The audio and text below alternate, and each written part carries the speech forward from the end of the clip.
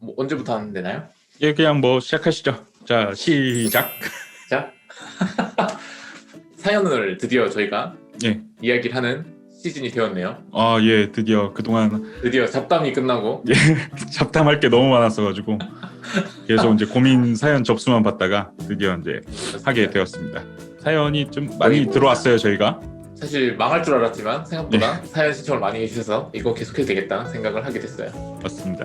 자, 그중에 저희가 하나의 사연을 좀 뽑아봤는데 그 사연 내용은 제가 이제 편집할 때 좀 이게 넣도록 하겠고요. 현재 거주하고 있는 지역은 광주광역시에 거주하고 있으며 올해 나이는 20대 후반입니다. 현재 웹 개발을 하고 있고 총 개발 경력은 3년 넘었습니다. 우선 저는 크게 프론트엔드냐 백엔드냐 두 가지를 따져봤을 때 프론트엔드보다 백엔드 개발이 흥미있는 상태입니다. 어떤 문제가 부딪혔을 때 알아가는 과정이 힘들어도 그 과정을 풀어가는 부분들이 재미있고 문제를 해결했을 때 엄청난 성취감과 짜릿함이 있습니다. 그리고 지금 이 시기가 앞으로의 방향성, 미래 여러 가지에 있어 중요한 시기라고 생각되는 고민이 많은 상황입니다. 백엔드 개발자로 성장하고 싶은데 회사 업무상 프론트 작업을 주로 하고 있습니다. 퍼센트로 따지자면 백엔드 20%, 프론트 80%라는 비중으로 개발과 유지보수를 하고 있습니다. 아직은 늦은 나이가 아니기에 백엔드 개발만을 하고 싶어 7월 중으로 현 직장을 퇴사하고 다른 회사로 이직하고 싶은 마음이 큽니다. 광주는 대부분 SI 업체들로 구성하고 있고 물론 제가 보는 시야인지 아닐 수도 있습니다. 공고 또한 원하는 부분들이 올라오지 않아 서울로 올라가 지금 받고 있는 연봉이 아직 작아도 괜찮으니 해당 분야에서 제대로 배우고 일할 수 있는 회사로 가고 싶습니다. 이런 부분들이 너무 간절합니다. 제가 아직 잘 몰라서 질문 드리는 건데 백엔드 개발자로 성장을 하려고 하면 무엇을 어떻게 준비를 해야 하고 어떻게 공부를 해야 할지 모르겠습니다. 즉 방향성을 모르겠습니다. 일단 어떠셨어요? 처음에 고민 내용이랑 상황을 보시고.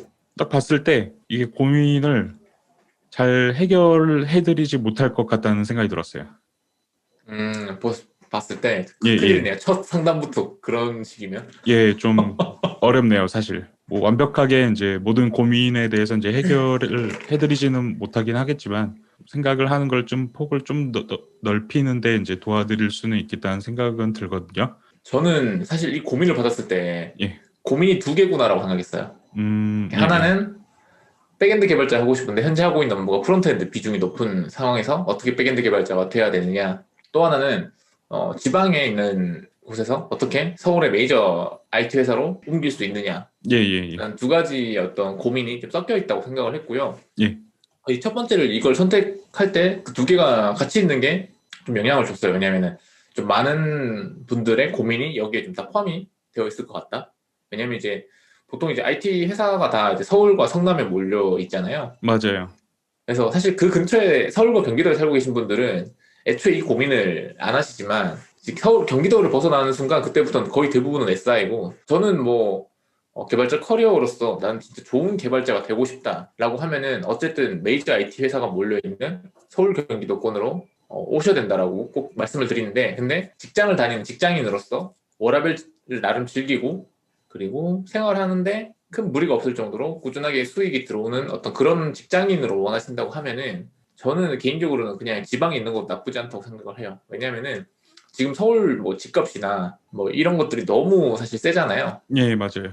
그래서 사실 서울에 있는 메이저 IT 회사를 오신다고 하더라도 아마 본인이 원하시는 어떤 집을 구한다거나 이런 거는 탑티어 회사에서도 되게 고평가를 받아야지만 아마 가능한 거고 거의 대부분은 좀 이제 그렇게 하긴 좀 힘들기 때문에 뭐 실제로 이제 뭐 생활비나 부동산이나 이런 여러 가지를 다 따져봤을 때는 뭐 개인적으로는 어떤 개발자로서 내가 어떤 큰 목표가 있지 않는 이상은 그냥 지방에 있는 것도 나쁘진 않다라는 게 저희의 이제 생각이긴 한데요. 근데 이제 이거는 제가 이제 사연자 분의 정확한 마음을 모르기 때문에 일단 그런 방향도 있다라고 먼저 길만 하나 말씀을 드리는 거고 일단은 뭐 저희가 이 고민을 이야기할 때는 이분은 어쨌든 좀 개발자로서 커리어에 좀 욕심이 있는 분이라는 가정하에 서울에 있는 메이저 IT 회사를 가고 싶고 거기에서도 백엔드 개발자가 되고 싶다라는 어떤 목표가 있다는 가정하에 좀 답변을 이어가겠습니다. 네, 알겠습니다. 네, 그러니까 이제 정리를 좀 해보자면은 크게 두 가지의 어떤 방향이 있을 것 같은데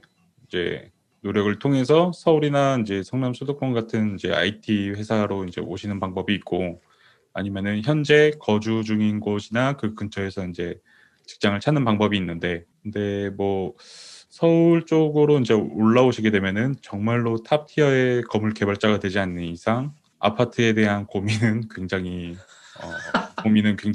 큰 거는 마찬가지이기 때문에 와서 엄청나게 맞습니다. 이제 노력을 하시면서 아파트 걱정을 하시거나 아니면은 맞습니다. 현재 거주 중인 데에서 이제 라이프를 같이 챙기면서 그 주변에서 이제 직장을 찾을 수 있는 방법이 되겠네요. 자, 그러면 일단 뭐 지방에서 올라오신다는 가정, 그러니까 뭐 예를 들어 커리어적으로, 개발자 커리어로서 나는 좀 메이저 IT 회사 가고 싶다라는 거 가정하에 한다면 호돌맨님이라면 어떤 조언을 드리실 건가요? 서울로 이제 근처로 올라온다는 가정이죠. 메이저 IT 쪽으로 뭐 올라온다는. 이분 고민에서 그건 있을 것 같아요. 꼭 이게 메이저 IT 회사 가려면은 예. 광주에서 한 방에 가는 방법이 있느냐 또 예. 고민일 것 같고, 그렇죠. 아니면은 영 답이 없으면 무조건 서울 SI라도 어떻게든 타서 가면, 사실 서울 SI 간다는 거는 평행 이동이잖아요. 예, 맞아요. 수평 이동이잖아요. 어차피 여기서도 그러니까 SI가 다 같은 S는 아니지만 그래도 예. 이분이 생각했을 때는 비슷한 회사에 또 가서 거기서 다시 이제 가는데 지역만 옮기는 것 뿐이고 저축 금액이 월등히 떨어지잖아요. 월세 이제 그렇죠. 60씩 내면서 가야 되니까. 네. 그걸 감안해서라도 메이저 IT 회사 가려면은 서울로 일단 찍고 서울에서 다시 올라가는 방법을 가느냐, 아니면 광주에서 돈도 좀 모으고 그렇게 생활하면서 개인 공부를 해서 한 방에 다이렉트로 가느냐, 두 가지 방법이 있을 수 있잖아요. 맞아요. 서울 SI로 온다 그러면은 이게 이제 뭐 자취도 하셔야 되고 그러니까 오셨을 때 이제 비용 나가는 게 뭐 서울 SI에서는 연봉이 조금 더 늘어날 수 있겠지만은 지출되는 비용은 더 커질 수가 있겠죠. 현재 계신 데보다. 그렇죠. 그리고 또 아파트 값도 노답이고. 아파트는 포기하셔야죠, 뭐. 예, 그거는 뭐 포기하시는 걸로.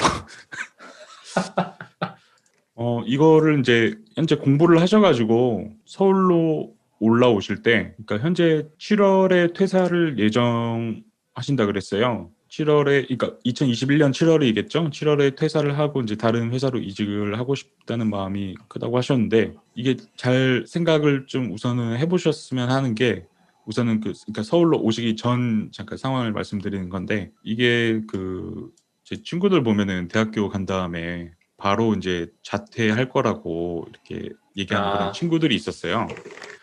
제 친구들을 비하한 건 아니고 그 친구들의 예. 그냥 비하하겠습니다. 친구들을 보면은 그러니까 자퇴하는 거는 뭐 본인의 길이니까 좋다 그거예요. 그런데 하고 나서 딱히 어떤 길을 정해두지 않은 그런 친구들이 있어요. 그러니까 현재 상황이 너무 그냥 무조건 싫어가지고 그냥 이 상황을 탈피하고자 일단은 그냥 나가겠다. 하지만 그 이후의 길은 아직 정해지진 않았고 그런 제 친구들도 있었는데 이게 어느 정도는 회사를 다니면서 좀 준비를 하라고 좀 말씀드리고 싶어요. 지금 얘기하시는 건 지금이 저희가 이제 촬영하는 게 2월 초니까 5개월 정도를 이제 준비하면서 이제 7월에 퇴사를 하고 이직을 하겠다는 말씀이신 것 같긴 하지만 만약에 7월에 이게 안 된다고, 그러니까 서울에 있는 회사에 합격을 못 하셔도 회사에는 좀 계속 다니면서 어느 정도 준비를 좀 하시는 걸 우선은 추천을 드리고 싶어요. 저도 100% 동의하고요. 요거 이제 제 지인 이야기긴 한데, 지인이 이거 방송 보면 엄청 욕할 것 같은데. 제가 이제 적절히 감사합니다. 편집해드리겠습니다. 예. 1차 합격하고 SI 다니던 회사를 퇴사한 친구가 있었어요. 2차 최종 면접만 남은 상태였고, 예. 근데 이제 최종 면접만 남은 상태였는데 어떻게 일정이 안 맞아가지고 이제 추가로 또 휴가를 쓰기 힘들었어요. 휴가를 못 쓰는 상황인데 1차 면접까지 끝났으니 그럼 이제 2차 면접 갈 거냐, 2차 면접 가기 위해 퇴사할 거냐, 아니면 2차 면접 포기하고 어떻게 다음 또 회사를 노려보냐 이거였는데, 예. 그 친구는 그래서 1차 면접 통과했고 2차 면접은 뭐 자기가 봤을 때는 좀 거의 다 되는 분위기니까 퇴사하고 2차 갔거든요. 뭐 결과적으로는 다들 이 방송을 보고 계신 많은 분들이 예상했겠지만 2차가 안 됐어요. 그래서 이제 어떻게 했냐, 재취업하는데 1년이 걸렸어요. 여기서 이제 중요한 거는 대학교는 성적 맞춰서 가는 게 가능하거든요. 어쨌든 이제 인원수 안에만 들어가면 되니까 어디 그쵸. 대학교든지 사실은 지원하면 내가 내 성적에 맞는 아무런 4년제로 들어갈 수 있지만 회사는 달라요. 망하고 싶어서 사람 뽑는 경우가 없거든요. 자원봉사하려고 돈 나눠주려고 사람 뽑진 않는다는 거죠. 그래서 그 나름의 허들이 있어서 평생 입사가 안 될 수도 있어요. 뭐 그런 케이스를 또 너무 많이 봤고요. 그 친구 외에도 저랑 같이 취준했던 친구 중에 너무 재능 있는 친구, 잘하는 친구인데도 2년 동안 취업이 안 돼가지고 진짜 아무데나 갔으면 좋겠다. 이제는 진짜 아무 곳이라도 됐으면 좋겠다라고 하는 친구도 있어요. 뭐 결국 지금은 잘 됐어요. 외국계 갔는데 그런 케이스도 있으니까 7월에 퇴사를 할 때 그게 퇴사가 아니라 이직까지 확정하고 7월이라고 생각하시는 건지 아닌지는 모르겠지만 혹시나 정해지지 않고 최종 확정까지 나서 계약서 이제 연봉 협상까지 다 끝난 상태 아니면은 퇴사하지 말고 무조건 남아서 준비를 하시고 그리고 서울로 오셔야지만 우리가 흔히 말하는 네이버, 라인, 카카오 같은 회사로 갈 수 있는 입장권이라도 끊는 거는 꼭 명심하셨으면 좋겠어요. 그러니까 광주에서는 좀 힘들어요. 그러니까 서울에 있는 SI 다녀도 사실 가기 힘든데 광주에서 SI 다니면서 그런 메이저 IT로 간다? 그거는 너무 고난이도고요. 그리고 이제 개발자 커뮤니티가 없어요. 이게 제일 중요한 건데 개발자 커뮤니티가 지방에는 없기 때문에 서울로 개발자 커뮤니티가 활성화되어 있고 여러 가지 오프라인 교육부터 시작해서 사람들 만나서 커뮤니티 활동하고 이런 것들을 다 이제 생각을 했을 때는 내가 메이저 IT 회사에 그냥 꿈이 있다면 무조건 서울로 일단 올라오시라. 근데 이제 본인이 이제 3년 차인데 까딱 잘못하면 신입으로 갈 수 있는 것도 고려했으면 좋겠고 신입이라 하면은 서울이라고 해서 딱 연봉 차이는 별로 안 나기 때문에 서울에 있는 신입 SI는 보통 2,200에서 2,600 사이이기 때문에 이거 감안하셔가지고 한번 고민해 보시면 좋고요. 그러면 이제 보통 저축 못 하거든요. 그 해는. 그럼에도 내가 근데 서울 가야 되나? 가서 안 될 확률도 되게 높거든요. 메이저 IT 결국 못 갈 수도 있어요. 본인 나름의 좀 고민이 필요한데 결과적으로는 뭐가 됐든 간에 그래도 플랜 B는 있어야 되니까 무조건 다른 회사 합격하고 퇴사를 하시라. 지금 7월쯤에 퇴사를 하시고 서울에 올라가서 부트캠프나 이제 그런 어떤 국비학원에 들어가셔가지고 자취를 하면서 이제 계속 교육을 받으시고 그러면서 이제 취업 준비를 하시는 게 아닐까라는 그런 걱정이 좀 들어가지고 지금 회사를 퇴사하고 서울에 있는 부트캠프를 가서 취업 준비를 한다. 예. 일단 모아놓은 돈이 얼마인지에 따라 많이 차이가 날 것 같고요. 왜냐면 이제 생활을 광주에서 출퇴근을 하진 않으실 거니까 부트캠프라는 게 결국은 주 7일을 계속 그 학원에서 학원에서 생활을 해야 되는 거여서 어쨌든 이제 서울에 집을 구하셔야 되니까 그 돈이 만약에 충분히 있고 부모님 지갑 벌릴 정도의 돈은 아니라고 하면 내가 모아놓은 돈이 충분히 있다고 하시면은 나쁘진 않다고 봐요. 근데 경력은 아마 못 살리실 거예요. 부트캠프 들었다는 것 자체가 이미 나는 신입으로 갈 마음을 먹었는 거니까. 근데 확률은 오히려 좀 더 높을 수도 있다고 봐요. 경력을 살리고 싶으신 마음은 분명히 있으시겠지만 최근에는 제가 봤을 때 이제 스타트업 생태계를 뛰어드는 게 메이저 회사 갈 확률이 가장 높은 방법 중에 하나라고 보거든요. 스타트업으로 간다. 스타트업 생태계. 그러니까 특정 스타트업을 얘기하는 게 아니고 스타트업은 사실은 그들만의 리그가 있잖아요. 스타트업에서. 예. 그래서 그 리그에 참여를 해야 되고 리그를 참여할 수 있는 방법이 좀 좋은 트리를 탄 게 아니라고 하면은 부트캠프 가서 좋은 동료들. 근데 부트캠프도 싼 부트캠프, 입학시험이 없는 부트캠프 이런 거 안 되고요. 무조건 입학시험 난이도가 높고 과정이 비싼 거 위주로 좀 들으시는 걸 추천을 드려요. 이게 제가 뭐 장사한다 이게 아니고 저는 뭐 학원 관계도 아닌데 보통 그렇게 입학하는 데 있어서 난이도가 높은 부트캠프일수록 같이 공부할 동료들도 열정이 있는 분들이 많아요. 예를 들어서 뭐 6개월에 500만 원이라고 하면은 그 500만 원치를 부담할 만큼의 그 열정이 있는 분들이 보통 오시거든요. 그리고 입학시험 난이도가 엄청 높은 데가 있어요. 몇몇 입학시험 높은 데가 있는데 그런 데는 꼭 가야 돼요. 그러니까 돈보다 더 중요한 건 입학시험 난이도예요. 어려우면 어려울수록 그만큼 좀 재능 있고 열정 있는 동료들이 많이 오거든요. 그 동료들 빨이 사실 심해요. 이제 아마 오시게 되면 서울에 지인도 없을 거고 좀 으쌰으쌰 하는 분위기를 혼자서 내기 힘들 텐데 부트캠프가 특히나 이제 난이도 높은 부트캠프를 가시면 그런 동료들 만날 확률이 높으니 어깨 부딪히면서 그 사람들이랑 같이 하면 저는 그래도 좀 괜찮은 스타트업으로 시작을 할 수 있고 그렇게 되면은 거기서 또 경력 쌓으시면서 좀 더 큰 스타트업으로 더 큰 스타트업으로 하나씩 옮겨서 그래도 본인이 원했던 커리어 밟을 확률이 좀 높지 않나 라는 생각은 들거든요. 당연히 본인이 하는 게 제일 중요한데 근데 이제 저는 개인의 열정 별로 안 믿거든요. 그거는 진짜 저도 믿지 않습니다. 네, 개인의 열정 저는 뭐 절대 안 믿고 주변의 환경을 어떻게 바꾸느냐가 제일 중요하기 때문에 내 환경 바꾸는 게 제일 중요하고 원래 있던 환경 그대로 유지하면서 다른 결과물을 바라는 건 좀 바보 같은 일이기 때문에 내가 판을 바꿔야겠다 생각이 들면 지금 주변 환경 바꾸셔야 되고 주변 환경을 다 메이저 IT 회사로 가고 싶은 열정 있는 사람들로 채우던가 그렇게 환경을 바꾸셔야지만 그래도 확률이 높아가고요. 그게 아니고 다 이제 그냥 이제 조금 침울한 분위기에 있는 사람들만 채워놓고 있으면 저는 긍정적인 결과를 얻기는 좀 힘들다고 봅니다. 정리를 하자면은 좀 모아놓은 돈이 있으시거나 아니면은 집이 어느 정도 좀 사시는 분이시라면은 이제 서울로 올라가서 준비를 하시는 걸 추천드리고, 서울로 올라가시되 아무 국비학원이나 들어가지 말고 부트캠프 학원으로 들어가시되 좀 좋은 부트캠프 학원을 찾아가지고 입학 시험도 좀 있고 난이도도 있고 금액도 어느 정도 비싼 고급 부트캠프 학원을 들어가시는 걸 좀 추천을 드리고, 좀 환경을 많이 바꿔라. 열정만을 내세우지 말고 맞습니다. 본인 믿지 마세요. 좋은 쪽으로. 예. 맞습니다. 예, 잘 들었습니다.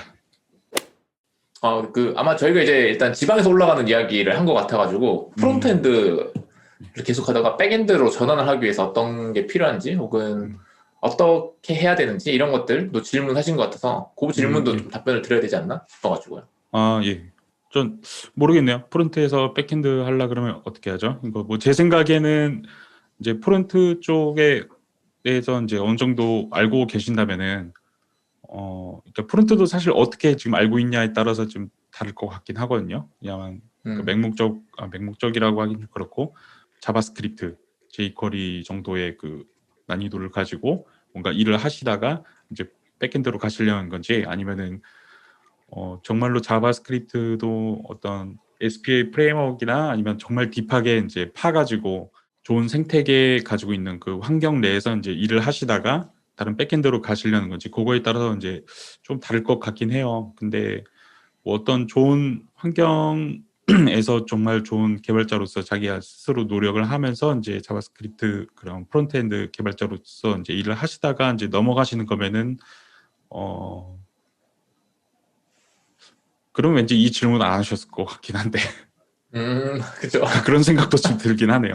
그러니까 그러면은 사실 본인이 이제 찾아서 할 수 있는 방법이 되게 많이 있을 것 같거든요. 그런 주위에 동료도 많이 있을 것 같고, 뭐 어떤 학원을 간다든가 인프런을 뭐 듣는다거나 뭐 그런 여러 가지 좋은 방법이 있을 것 같긴 해요. 네. 이 상담을 통해 얻고자 하는 것이라고 적혀 있는 게 보면 예. 백엔드 개발자로서의 방향성이 예. 있고, 그리고 개발자로서의 마음가짐이라고 하는 거니 뭐 백엔드 개발자로서의 마음가짐인지 뭐 전반적인 그냥 어떤 개발자라는 것 자체에 대한 마음가짐인지 모르겠지만 어쨌든 뭐 백엔드 개발자라고 한정지어서 말씀을 드리면 될 것 같고, 다른 회사에서 어떻게 일을 하는지, 그러니까 아마 그런 것도 고민이실 것 같아요. SI에서의 프론트엔드 개발자와 백엔드 개발자가 일하는 방식과 서비스 회사에서 또 프론트엔드 개발자랑 백엔드 개발자 일하는 방식이 좀 다를 수도 있다고 보고요. 새로운 기술을 사용해야 할 때 어떻게 배워야 되는가, 이거는 아마 또 연속된 질문인 것 같은데, 프론트엔드 기술을 지금 이제 사용하고 계시다가 백엔드로 가야 되니까 백엔드 기술을 배워야 되는데 그게 또 새로운 기술일 거잖아요. 그런 것들을 또 어떻게 배워야 되는지 아마 그런 좀 고민들이 있으신 것 같아요. 어떻게 해야 되나? 백엔드 개발자로서의 성장 가속, 즉 방향성. 사실 질문이 이게 되게 포괄적이라는 생각이 들어요. 그렇죠. 네. 이게 사실 답변하기가 쉽지가 않은데, 이게 모든 어떤 조건이나 환경에 대해서, 환경에 따라서 이 답변이 다 사실 달라질 수 있는 거여가지고 어떤 포커스에 맞춰가지고 이제 답변을 드려야 되는지. 백엔드 개발자로서의 성장 과정. 호돌맨님이 첫 회사로 가실 때 예. 원래 안드로이드 개발자로 가셨잖아요. 예. 원래 안드로이드 개발자로 갔다가 가서 이제 PHP로 서버 개발도 하고, 그 PHP 서버 개발했던 거 파이썬으로도 개발하고, 그리고 이제 지금은 퇴사한 유니콘 스타트업에서 갔을 때는 또 파이썬 PHP만 배웠던 사람이 자바 스프링 배워서 일을 했었잖아요. 어떻게 배웠었는지를 좀 얘기해 주시면 좋을 것 같은데요. 완전 안드로이드라고 하면 완전 클라이언트 단위잖아요. 그렇죠. 근데 이것도 사실 저는 또 이제 저대로의 어떤 강력한 특이점이 있었기 때문에 이게 사실 전반적으로 공감은 안 될 수도 있어요. 그러니까 저의 어떤 성장 과정에 있어서의 이제 기저에 깔린 것 중에 하나는, 가장 공통적인 거는 재밌었다는 거거든요. 그 과정이. 그러니까 처음에 이제 대학생 때 이제 안드로이드 공부를 하면서 사실 그때 이제 백엔드 서버 쪽도 같이 했었어요. 그때 이제 1인 스타트업, 1인 그 창업 개발자가 되는 게 목표였기 때문에 이제 전반적으로 공부했던 상황이었고, 사실 서버 개발자가 하고 싶긴 했었는데 그때 서버 개발자에 대한 어떤 정확한 그런 업무적인 그런 카테고리, 그런 거를 제가 정확하게 이제 모르고 있던 상태여가지고, 그 서버 개발자를 하고 싶은데 이거 하면은 뭐 IDC에 끌려가지고 막 장비 만지고 막 그러는 거 아닐까. 그러니까 정확하게 그걸 제가 이제 몰랐던 그런 상황이었던 거죠. 실제 실무에서 이제 어떻게 이루어지는지. 그래가지고 서버 개발자는 하고 싶은데 장비는 만지기 싫고 그러면은 안드로이드 개발자로 이제 지원을 해야겠다라고 해서 이제 첫 회사에 안드로이드 개발자로 지원을 했던 거거든요. 그러니까 한마디로 서버 개발자로서 이제 왜 서버 개발자가 되고 싶은지 저 자신도 이제 제대로 설득할 수 없던 그런 상황이었고, 이제 첫 회사에 이제 면접을 보러 갔을 때 그 회사에서 이제 면접 보신 분께서 여쭤보시더라고요. 뭐 안드로이드 말고 서버나 그런 쪽 시키면 혹시 그런 것도 할 수 있겠냐? 오, 땡큐. 너무 좋다고. 그래서 이제 서버 개발자로 이제 첫 출근을 그 이후에 하게 됐고, 그 다음에 이제 좀 얘기가 길어질 것 같긴 한데, 그 이후에 이제 PHP는 이제 원래 제가 학생 때부터 쭉 해왔었고요. 이제 첫 회사에서 PHP로 개발을 하다가 이제 파이썬으로 이제 내부 프로젝트를 전체적으로 다 전환을 했고, 그 이후에 이제 제가 좀 큰 스타트업에 갔을 때 이제 자바 스프링을 이제 계속 전환을 했죠. 자바 스프링을 전환을 했을 때도 그렇고, 기저에 깔린 거는 그러니까 재밌다 했어요. 이거를 뭐 직업적 정신이고 나발이고, 저는 뭔가 새로운 거를 배우는 거를 되게 즐겨 했었고, 그러니까 뭐 물론 이제 어떤 걸 배우냐에 따라서 다르긴 하지만 안 그런 것도 있었어요. 앵귤러 JS는 정말 너무 하기 싫었습니다. 아무튼 전반적으로 저는 이게 다 이제 재밌었고, 이 A에서 그러니까 이전에 뭔가 뭐 PHP에서 하던 거에서 뭔가 잘 안 되는 부분들이 있을 거예요. 그러니까 언어 차원에서도 그렇고 생태계 차원에서도 뭔가 잘 안 돌아가는 게 이쪽 생태계 뭐 자바나 스프링 쪽에서는 잘 해결될 수 있을 것 같은데 막 그런 생각을 맨날 하면서 이제 일을 했었거든요. 정말 개발을 그냥 좋아했었죠. 재밌었고 그런 식으로 계속 성장을 했었던 것 같아요. 밑에 이제 두 번째 질문에 이제 마음가짐에도 이제 제가 말씀드렸던 게 포함된 것 같은데, 이 마음가짐에 대해서도 이제 저희가 뭔가 주니어에 대한 어떤 시니어에 대한 그런 레벨을 측정할 때 다음에도 이제 얘기를 또 할 것 같긴 한데, 아무튼 그렇죠, 마음가짐도 이때 당시에는 그러니까 되게 다 재밌었어요. 개발 관련된 건 다 재밌었고 뭐 장비 만지는 거 빼고는 다 재밌었던 것 같아요. 그래서 그렇게 해가지고 이렇게 좀 요약을 말씀드릴 수 있을 것 같아요. 뭐 더 디테일하게 들어갈 수 있는데 그건 저희가 다음에 컨텐츠로 써먹어야 되니까. 맞습니다. 나눠야 되기 때문에. 예. 저는 주연님의 이 답변했던 것 중에서 이 사연자분이 꼭 들었으면 하는 게 뭐가 있냐면, 예. 되게 좋은 말도 많이 해주시지만, 그 중에서 특히나, PHP 생태계에서 안 되던 게, 이쪽 자바나, 이제, 좀 스프링 생태계에서 가능하지 않을까라고 생각이 되어서 그걸 어떻게 막 찾아내고 해결했다라는 말을 해주셨는데, 예. 이게 되게 중요한 건데, 그만큼 주연님이 PHP도 파이썬인데 그만큼 좀 깊게 팠기 때문에, 이거는 PHP에서는 안 되는 기능이네? 이게 자바 스프링에서는 어떻게 풀었지? 를 찾아본 거지.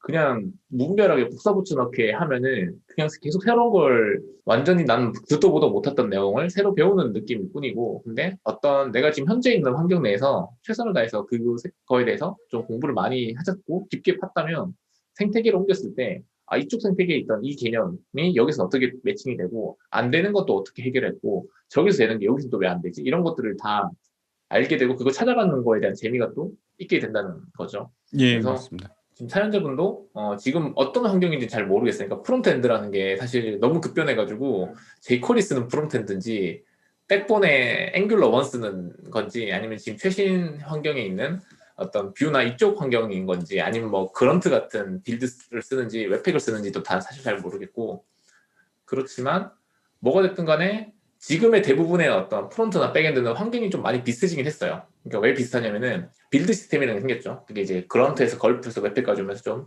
생겼는 게 마찬가지로 자바 진영도 엔트, 메이븐, 그래들로 이어지면서 계속해서 발전하고 있고, 그렇게 이제 컴파일하고 빌드하는 어떤 시스템들이 이제 만들어졌고, 그리고 이제 SSR이라는 개념은 예전에는 사실은 이제 뭐 좀 프리마커나 이런 쪽에 썼었지만 지금은 이제 프론트엔드에도 넥스트나 넉스트 같은 것들이 좀 생겼고, 이제 프론트엔드라고 하나 백엔드라고 하나 문법도 거의 비슷해졌어요. 그러니까 자바 8에 나오는 컴패러블 퓨처나 ES에 있는 자바스크립트에 있는 프라미스나 보면 문법 거의 비슷하거든요. 그래서 좀 어떤 한 생태계에 대해서 본인이 난 이거 하고 싶은데 라고 해서 회사 일과 다른 거를 너무 좀 아쉬워하지 마시고 지금 현재 있는 환경에서 그 환경을 좀 공부를 열심히 하시다 보면은 다른 생태계로 넘어갈 때 그래도 주연님의 경험담처럼 좀 쉽고 재밌게 배울 수 있을 것 같다. 그리고 그렇게 내가 현재 있는 상황 내에서 현재 내가 쓰고 있는 기술을 깊게 파는 연습이 안 되어 있으면 어차피 자바 쪽이나 백엔드 쪽 가도 맞아요. 또 가보지 못한 길에 대한 아쉬움이 있어가지고 또 딴 거예요. 그러니까 뭐 학교 수업 시간에 수학 시간에 영어 공부하고 영어 시간에 국어 공부하고 그런 식이 될 뿐이어서 그 수업 시간에는 그 과목을 열심히 공부해야 되는 것처럼 지금 만약에 어떤 환경인지 모르지만 그 환경 내에서 일단 최선을 다 하셔야 되는 건 맞고 그 기술을 좀 깊게 파셔야 되고 어느 기술이든지 지금 형태 거의 다 비슷하고 각 생태계에 있는 것들 중에 좋은 건 지금 다 뺏어 먹고 있는 상황이거든요. 모든 생태계들이 서로 저쪽에서 잘하는 거 있으면 우리 쪽으로 데려오자. 또 반대편에서도 그렇게 하고 있고 그렇기 때문에 좀 비슷해져 가고 있어요. 이거 루비 온 레일즈의 어떤 좋은 장점들이 다 스프링 부트로 이제 좀 흡수되고 있는 것처럼 그런 것들이 있으니까 좀 너무 이렇게 새로운 기술을 사용해야 될 때 어떻게 배우는가도 중요하지만 현재 쓰는 기술들을 좀 깊게 공부를 하는 게 전반적으로 본인 습관 좋은 개발자로서 가는데 되게 중요한 마음가짐과 방향성이라고 저는 좀 생각이 돼요. 이 네, 이력서를 보내주셨더라고요. 지금 네, 블로그, 깃허브 이력서 이렇게 첨부를 해주셨는데 블로그에는 아무 내용도 없고 지금 깃허브에 들어서 제가 소스를 좀 봤었고 이력서도 좀 봤거든요. 그 깃허브는 잠깐 들어가 보셨죠? 네, 네. 큰 내용은 없는데 커밋이 없으셔서 예, 예. 프로젝트가 거의 다 이제 지금 그 포크된 그런 프로젝트가 대부분이고 그 일단 이력서랑 깃헙이랑 그리고 이제 블로그랑만 봤을 때를 말씀을 드리면은 예. 본인도 잘 아시겠지만 개인 시간을 많이 쓰셔야 될 것 같다는 생각이 들어요.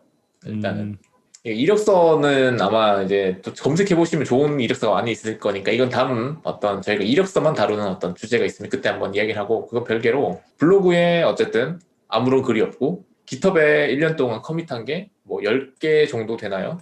전 당연히 이제 깃허브 커밋이 많아야 잘한다라는 건 아니에요. 근데 주니어 개발자가 어쨌든 이제 깃허브에 커밋한다는 건데 개인 시간에 코딩을 한다는 걸 그래도 보여줄 수 있는 지표인데 그게 사실상 거의 없어가지고 저희한테 사연을 보내주신 내용을 봤을 때는 굉장히 열정이 있는데 환경이 좀 뒷받침되지 않는 분으로 판단이 됐지만 그거에 대한 증거 자료는 없다고 판단이 돼요. 그러면은 제가 만약에 어떤 채용하는 입장이라고 하면 진정성에 대해서 그렇게 신뢰하진 않을 것 같아요.